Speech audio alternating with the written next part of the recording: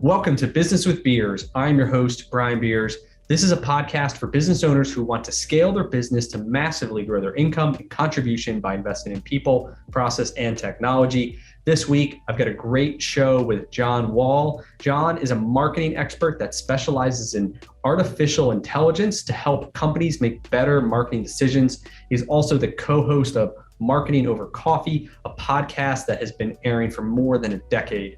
In this episode, John and I dive deeper into artificial intelligence and the future of marketing. We talk about the new privacy features in iOS and Android and how they're changing the way marketers collect and can serve up relevant information.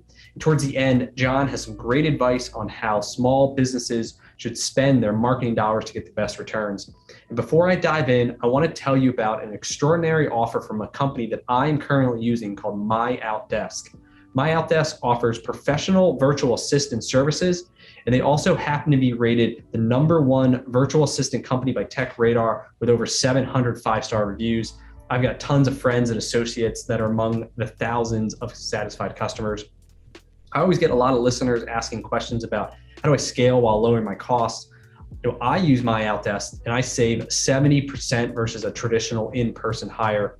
And so for Business with Beers listeners, MyOutDesk is offering a free double your business strategy session. Simply go to myoutdesk.com/beers to schedule the call. And on this call, you can work one-on-one with one of their business consultants to design an action strategy to hire and launch a virtual assistant into your business today. And if you'd like to learn more about the topics covered in this podcast, check out brianbeers.com and sign up for my free newsletter delivering content directly to your inbox.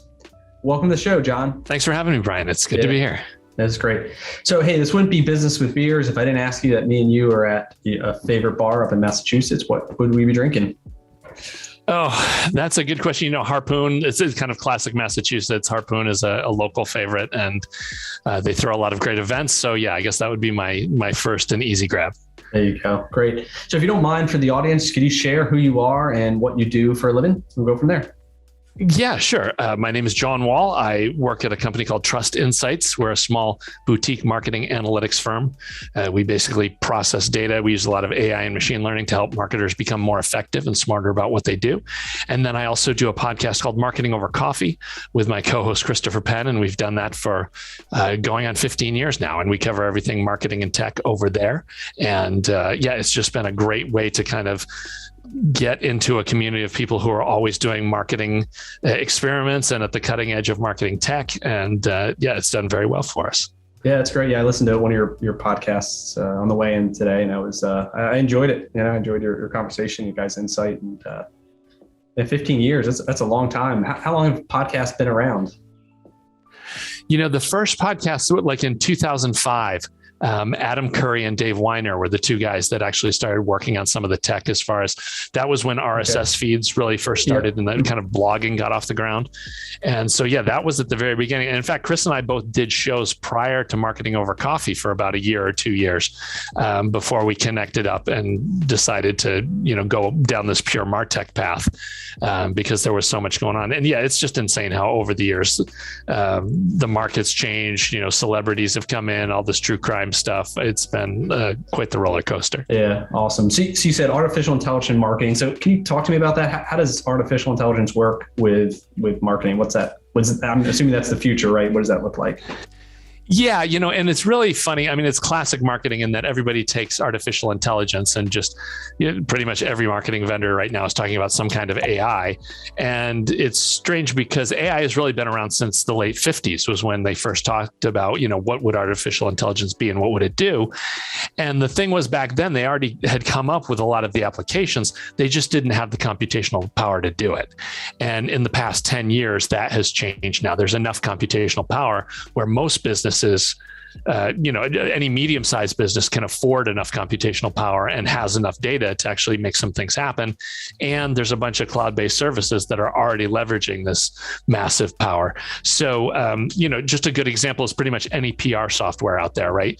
There's software out there that is churning through, 100,000, a million articles every single day and giving you back the 20 or 30 that are in your space that relate to you and what you have, covered. And so that's it's applying just this massive computational power to what you're doing for marketing programs, or, how you're doing your outreach or lead gen, and putting it to work. And so there's a bunch of different fronts where we're doing that. And it's fun stuff. So to your company, do other companies hire you to help place their ads, or do you kind of work with ad agencies to help, get a better ROI through artificial intelligence? Yeah. So where we normally fit in is that the companies themselves are probably using agencies, and, there's usually anywhere from 5 to 20 other channels where they're spending marketing budget, and they come to us and say, hey, we want to know what's actually working. We have all these programs running. Mm-hmm. Tell us which programs are delivering the highest return and where it's going. So you're on the analytical side of taking this data from the agencies and using the software to help them make smarter, better decisions to get a better ROI on the dollars that they're spending. Yeah, absolutely. And there's 2 tiers to that. One is, everybody wants the big promise, which is being more predictive, going from, hey, how did everything to do, to be able to say, here's what we need to do over the next 6 months or years to be more successful. Like, you want to get there, but before you can get there too, you have to have all your data in order. And everybody has a challenge with getting all the data straight to be able to actually see what's going on. Do you guys have your own software that you've developed that helps this, or is it you guys kind of utilizing third-party software that put it together? Yeah. So the majority of our customers use Google Analytics. They're already on board with that, because that's just a great repository to collect a bunch of stuff. And of course, it's free until you upgrade to GA360. So the majority of our customers already have that as their data store. And then we run our proprietary software on top of that to actually crunch the data and deliver the insights, and usually monthly reporting where they can see what's going on and what's moving. And we have a few different types of reports that we can run on that front. But yeah, it's a combination of both. And yeah, unfortunately, none of it yet is, shrink wrapped. It's all, we have to feed and care for the models and get it trained. And it's not like it has a UI. We have to take care of all that in-house. Gotcha. Okay. So one thing I guess I'm interested in your take is, with iOS and Android and all these new privacy protections, which I think are good from a consumer standpoint, but how that's affecting, the target marketing. Now we can hide our location, you can hide your email, right? You can not let apps track you to get this like creepy, like, you and your wife talk about something, and then you see it on Facebook, and it's scary sometimes. So obviously I like that from the protection side, but from the marketing standpoint, you're a company, you have a message, this target audience, and you want to get to them, right? Because you have this benefit. And now it's making it a lot more difficult, or the rules are going to change, right? And how they get there. So I guess, what do you see? I mean, that's the roadblock, but what do you see as the solution that a company can take to get to their target audience? Yeah, there's a couple different angles. The first one, the most common one that all marketing consultants are throwing out there, is you really want to work hard to get all your first party data in order. The quicker you can get leads and prospects into your own database so that you own the data and you have the profiles, the better defended you're going to be against any kind of collapse across social channels or inability to grab stuff. So that's the easy one. And then after that is, just basically fighting the fight of the technology, getting as much out of it as you still can. I mean, definitely you want to be doing as much retargeting or remarketing, as Google calls it, as you can, where, you're doing programs where a bunch of outreach goes out, and then anybody that has had contact with you, or they're basically in similar categories, and they've been put in these federated cohorts. Google is trying to push this federated cohort thing. But you are still able to find commonality. So it's easier if I give you an example. Like, we have a client that's a large church and is always recruiting. Well, from the research that we did and being able to dig in, we found out that in any of their advertising, if they choose dog owner as a characteristic or one of the cohorts that they're in, the ad results go through the roof. Because for some reason, the kind of people that are dog owners and pet owners are much more likely to also be interested in what a church is offering as far as community and activities. And so those kinds of insights you can still get if you have enough of your own data. And again, you want to grab as much of that stuff from all the different channels while you still can. Because yeah, unfortunately, a lot of this stuff is going to tighten down and close up as more and more privacy. And it's funny too, it's all bundled and sold to us as privacy. privacy, but really it's platform defense. It's like everything going on with iOS 15 is Apple basically saying, yeah, no, Facebook's not going to get a free ride from us anymore. We're going to close all of our users off and out of that, so you don't get access to that data for free. And we don't know right now. There's a lot of excitement about closing these doors, but it's entirely possible that 2 years from now, deals will be cut and Apple is, willing to give up some of that data if other platforms are willing to pay for it. Yep. So them then selling it to Facebook or whoever, instead of them just harvesting it, for free from their user base. That's the potential monetization of it is.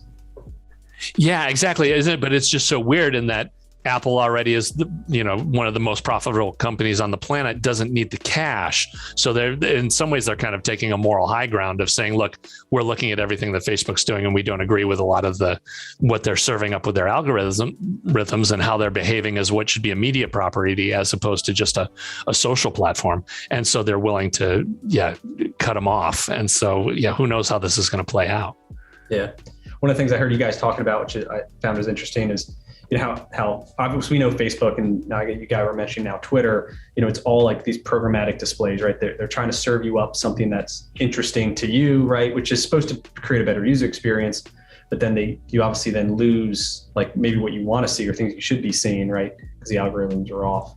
And, like the thing I thought was interesting was that, then the power comes to creating these communities, right? And if you can get part of a community through like a Discord or Slack or, some or email based, right, or text based community, that's like another way as a brand or a company can communicate directly to their people, right, or through other non-social media, let's call them platforms.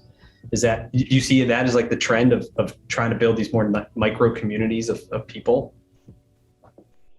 Oh yeah, absolutely. It's huge. What we've seen over in Discord, is giant. Slack is another huge area. Over on the education side, you've got Discourse is over there. The great thing is having these platforms where if you're actually a paying customer to own a slice of that community that you can then bring your members into, that just changes the game completely, because now the vendor has some incentive to make sure that you have the tools you need. There's incentive to maintain privacy. There's especially if you've got it set up so that the data that you're generating from your slice isn't just being sold and traded off to other people. So that's huge. There's a lot of routes going with that. And as part of that, instead of just getting data into your own database, if you can get them into a text community where they're getting a weekly text message, it used to always be email newsletter, but text messages are just crushing it.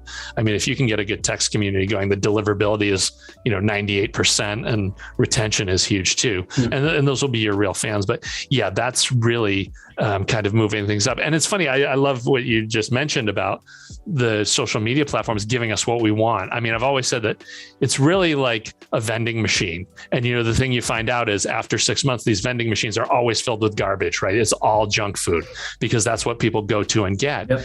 And I would love to see a social media platform that is doing a little bit more along the lines of, you say, hey, I want to know about these 5 or 6 things, and you get that in your feed on a regular basis.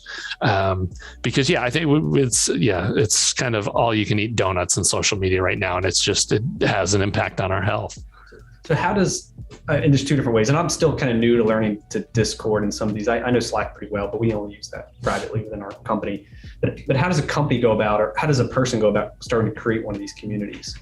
Or is if a company just to find one that already exists and try to like attach themselves to that one? What's that dynamic? Yeah. There's a couple different ways to go. I mean, one, the highest level of work and effort is if you just buy your own Slack instance and set it up. So for example, we have the Analytics for Marketers group that anybody can join, and there's discussions in there, but we have to do all the work of maintaining that. We get the members in there. We have to make sure that there's conversations being spun up daily and keep working it. The other side of that is it can be treated like any other social media channels, and that you can find successful Slack groups or Discord forums. But keep in mind, that's a little bit the same as the social media platform in that there's admins over there. There's somebody that owns that forum and it's their property. Of course, it's going to be a lot easier to deal with one single individual. I'm trying to think of a good example. Like every gaming community has them, right? Any game you can go to, and there's going to be a couple of admins that are running a Discord community on the specific game. And if you can go to them and set up a deal as far as, hey, let us provide content once a month, or let's do an interview series with some of our people or whatever. That's a great way to jump into a community that's very passionate. It's kind of, you could say it's the next evolution of like trade shows and events, right? It's like the people that are willing to congregate and go into this one community to have their discussions and learn about what's going on. And there's no reason you can't just jump right into that if your product or service, is directly aligned.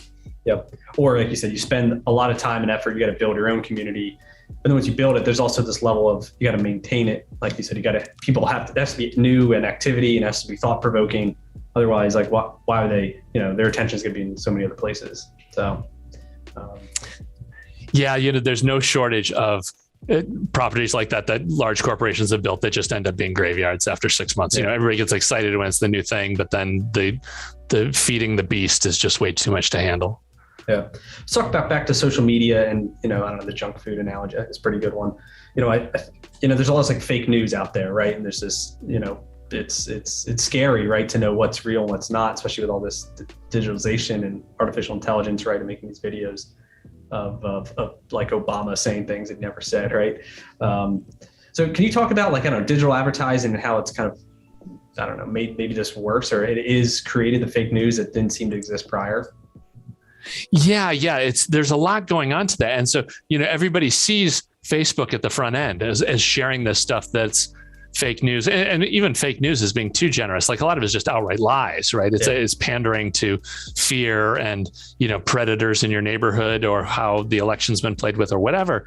But then the other side of that people miss is all those articles are usually generating traffic to these sketchy websites. And of course, those sites are running ads on their sites and they're getting paid for the traffic. So they're literally willing to spread any kind of lies and whatever it takes to get the traffic to the website.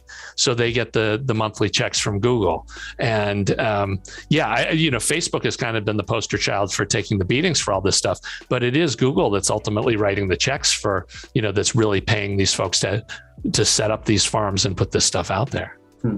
Interesting. So what did you do before the analytics company? What was your job then? Yeah, I've been, in the Boston area and in startups. I think it's 7 startups that I've run through over the past. That you started? It's been differing levels. So, okay. When I started out, I was, I'm trying to think, the earliest one, I was one of a team of 40 and came in. And then at the next step, I got to be, the first person the VP of marketing hired, and then jumping along further, you become the first marketing hire. And then even the next to last one, you become co-founder, you're actually starting the thing on your own with your own team.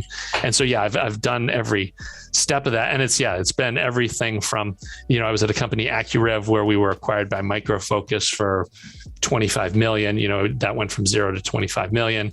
But then I've had other stuff that has, like this last, in fact, the most recent one that I was in from ground zero was Event Hero. That actually just flamed out completely. We were QR codes and event tech, and COVID just erased everything.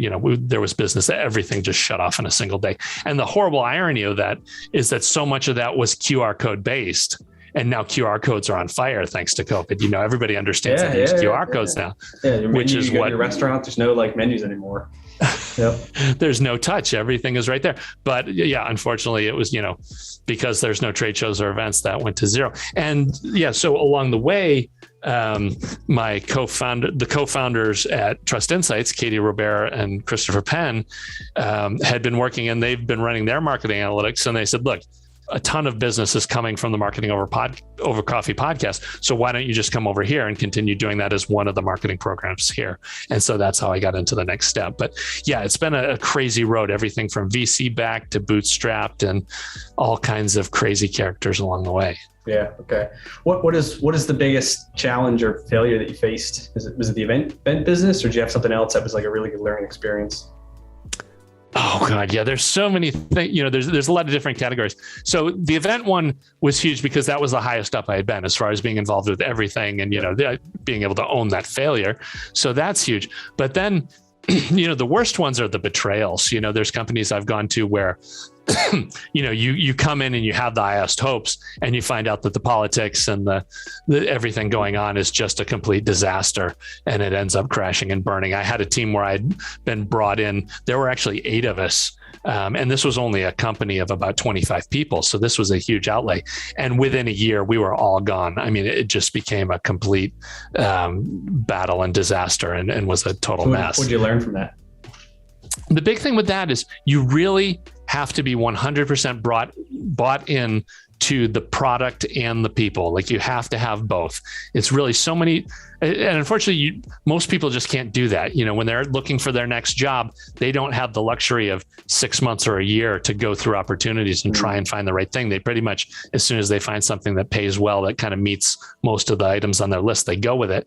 But over the long run, you'll find that, if you don't have that match, it's going to be painful. And then, excuse me, the other huge thing is, it took me far too long to realize that you get paid for the amount of risk you take. It's not the amount of work.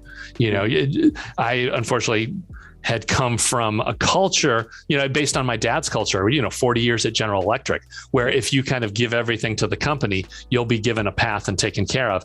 And now that is completely gone and destroyed. It's really, you have to change the game, come up with huge results, and that earns you the right to get more money and more responsibility at the next leap. But it's all about taking risk. Really, there's nothing more dangerous than the safe path right now.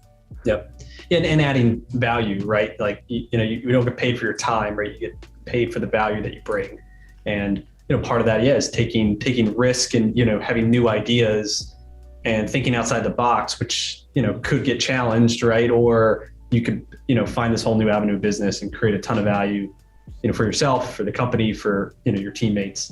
And I think that's, I think that's like, they kind of go hand in hand too. But you're right. The part of it's risk. Like, you take the safe, easy way. Like, that's not always going to fly. So, what do you think companies have to do to retain people, right? To be on the opposite side, right? You're the employer, or, you're the founder. You want to retain good people. What's the opposite approach that you're taking? Yeah, that's a huge question. For smaller organizations, the leadership has to be there. You have to lead by example, and people have to feel that they're vested. I think one thing that a lot of startups and earlier companies, a mistake they make is not giving enough equity to the early employees, the folks that come in early in the game, because you see this a lot of times where a company kind of builds up, and within the first 5 or 7 years, the founder is able to pull the parachute and cash out, and the place gets acquired, and pretty much everybody else gets steamrolled over the next couple of years. So that's a huge part of it. And I think the big thing, excuse me again, is having relationships with the individual. Don't even consider or worry about your relationship with the company as a whole. Your success and your ability to go farther in the future is only as good as your individual relationships with other people at the company. Because I've seen that over and over again. I've had the chance to jump from one organization to another because people arrive at the new place and they're like, okay, I need this, this, and this. And I know this guy I worked with at the last place. Yeah, he can show up running from day one. Let's just, drag him along. And that's a great way to ladder up. If you're willing to make the jump from org to org, you can quickly climb up the tree. Okay, great. One of the things that's really important, right, is having clarity on goals, setting good goals, and taking daily action to achieve them. That's how you move the needle. What are one or two big goals you're working to achieve right now? Yeah, that is a great question. Well, and before we dive over that, the big one is people are always too spread out. The key is to have a list of 3 to 5 at the max, and those are the ones that you're working on. Mm-hmm. So big stuff that really on the list right now, pretty much every day, it's move the needle on trust, insights, partners, and customers. We have a bunch of clients that we work with and prospects that we want to get on board. So I have to go down the list of working through everything on that front. And then the more important but less urgent is the product marketing front of that, making sure that the services we offer are going to be successful in the market, that there's a demand for them and it's at the right price. And so that's the second big one. And then, marketing over coffee is the third piece of that stool, which is, generating content so that in the long run, we have branding and thought leadership and people think to trust us because they've heard us out in the wild. So those are the three big goals on the list. How do you come up? So you have a weekly show, right? With the coffee show, Marketing Over Coffee. And most of the shows are just you guys talking, you and your partner? You bring on guests too? We bring on guests too. And so it's not exactly 50-50. It's probably 66-33, right? Of, 2 weeks of Chris and I talking about marketing and topical stuff. And then, we bring in authors and special guests. We always try and change it up and keep it interesting. And pretty much anybody that has it, we've reached a point where everybody gives us their book ahead of time so they can try and generate heat for stuff. And so that works really well. We kind of get access to stuff early, and talk to authors is a great way to see what's kind of coming down the pipe next. Yep. Yeah. And I know you have your own playbook, right, that you've written that's on Amazon, Marketing Over Coffee Playbook. Can you speak a little to that and, why'd you write it? What's it about? Yeah. The thing with the book was that, we kept always looking back, and at the end of the year, we have covered all these topics, and podcasting is actually one of the worst mediums as far as SEO. It's like if you have 50 podcasts, they're just MP3 files that really nobody else churns unless they listen to them. So the idea with the book was, let's take a period of time, grab all the learnings and putting it in a readable format. And it really is kind of a bathroom reader. There's a ton of topics in there, and you can read them through them one at a time in 10 or 15 minute chunks. It's not this kind of book where you have to hammer through for 3 months through case studies and all kinds of stuff. It was more quick bites. It was a good experiment and a good chance to get another book out. That was the second book that I had actually done. And, I don't know. I still need to go back to the drawing board. The playbook thing is just too topical, and it doesn't have enough reach. So I need to come up with the next. It's like time bound too, because I think it was 2018 you wrote it. But now, it's like the game's changed by 2022, so you'd have to constantly be updating it. Yeah, and even by the day it published, there was already pages that were dead. Yeah, unfortunately the pace is relentless. I think things have actually slowed down in the past few years. It's not as insane as it was now that there's huge players and some markets are matured. But it's still, the churn is just insane. Yeah. So I got a couple more questions, but one of them from that kind of playbook idea, for the average business owner, he wants to decide, all right, I'm going to go market, I'm going to spend my money. What should be some strategies? So, on the smaller business side, what do you think? What's the best return on their money these days? Yeah, that's a great question, because the biggest mistake we see startups making is that they get whether it's from VCs or they finally have some money to spend because they've grabbed enough customers, is they tend to sprinkle it around on a ton of programs. And there's a whole body of research out there on startups that is basically saying two things. One is that you need to be spending half your time on the product and half your time on getting new business. Like, a lot of startups spend way too much time messing around with the product and not enough time actually getting customers on board so that they can get real feedback. So that's one chunk of it. And then to make that work, you need to be just completely brutal about keeping the number of tasks and programs on the marketing side that you're running. And you really want to limit it to 3. You only want to pick 3 different channels that you're working. And for most businesses, they're already running a website of some kind. So that's really one of the 3. So then it's a matter of finding 2 other channels. And those can fall into there's 20 different ones that we track. Product marketing is one set, sales. In fact, direct sales really is a whole nother channel too. So if you've got website and sales, now you're down to 1 channel left. And everything else falls into the into the kind of PR and marketing content, the whole peso model of stuff. But you really want to pick, again, one single channel. And what we see is that you start out and you have a lot of failures, and maybe you have to shuffle the channels and keep trying different ones. But when you find one, the learning curve, the payoff is always exponential. Like if you're doing Facebook ads, you're going to do if you get it right, you may be okay the first month, but by the 6th month, you're going to have that dialed in so much that you're going to be far ahead of your competitors and generating a lot more return for your buck, that you need to do that. So rather than advertising across 12 different channels, you want to dig into one and get good at it. And that's really your best odds for success. Okay. Yeah, that's good advice, right? Like I said, sprinkling around, being diluted, rather than focusing in on, I think, and clearly defining that target market, I think is part of that, right? Like you said, that the church guy who has a dog is like extremely specific. So I think probably as a company or somebody, like for me, building my podcast and brand, it's being as narrowed as I can on that person. And then, what are the websites that they are? What are their interests, right? What do they like? What do they don't like? And then narrowing in on that. I think it's probably the best result, rather than just cast this wide net and like, then you're serving up all these ads, these people who don't, it's not relevant to them. So. Yeah. And if you're doing it really right, the market, you'll actually hit a point where you burn up the supply, because the mistake people make is people just go in like, oh, give me these 5 terms. Oh, and I'll run the ads on the ad network too at the same time. And they burn through the money in 2 days and it's gone. Whereas if you dial it all the way in, you say, hey, I only want this geographical area. I only want people interested in these topics. And I have negative keywords. I don't want to be spending money on if these keywords are in the search. And hopefully the point you get to is where you say, okay, I can spend $100 a day on that. And you'll see you're only spending like $20. You can't even burn through the money. And then you can start to turn things back up and see if, when I turn this knob, do I still have a positive ROI? But you get to a point where you're not just lighting your whole budget on fire and then hoping that there's something left in the ashes. Instead, you're spending a little bit, you budgeting some, you only spend part of it, and now you always have money to work with as you go forward. Cool. Yeah, that's great stuff. So what are some books you're reading now that you could like to recommend? That's funny. Right on in front of me, I've got the whole set. Scott Jeffrey Miller's Master Mentors is on the pile there. He's with the Franklin Covey folks. Okay. And so I am a fan. I've never heard of that book. This one is, in fact, I have to see. It's so this went on sale last month. It just came out. But the idea is it's just 30 different mentors across a bunch of different types of careers and different backgrounds, and just what they give you a transformational insight about, where to go and what to do.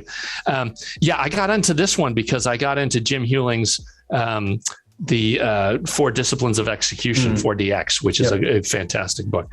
So that's on the pile. And then the Daily Stoic too, Ryan Holiday's reader. I've been following that. I've gotten into Stoicism over the past couple of years, and that's been ability to kind of think more peacefully and calmly with everything going on with the pandemic and everything happening over the past 2 years here. Yeah, that's a great insight, because I think a lot of people, there's a lot more pressure, and obviously all the news, everyone wants to scare you, death counts, daily death counts, and all this stuff. So it's good to be able to realize, be a little bit more peaceful there. So great. So where can listeners connect and learn more about yourself and your company? Yeah, sure. Trustinsights.ai is the website if you're interested in the machine learning and analytics stuff, and marketingovercoffee.com can bring you straight to the podcast. There's a link there to the most popular episodes. So if you want to check out the cream before you have to dig into the weekly shows, you can do that. That's awesome. Well, I appreciate you coming on today and sharing all your insight about artificial intelligence and marketing and kind of the trends and where everything's going. And it's been great. Good deal. Thanks, Brian. I enjoyed it. All right. Thanks, John.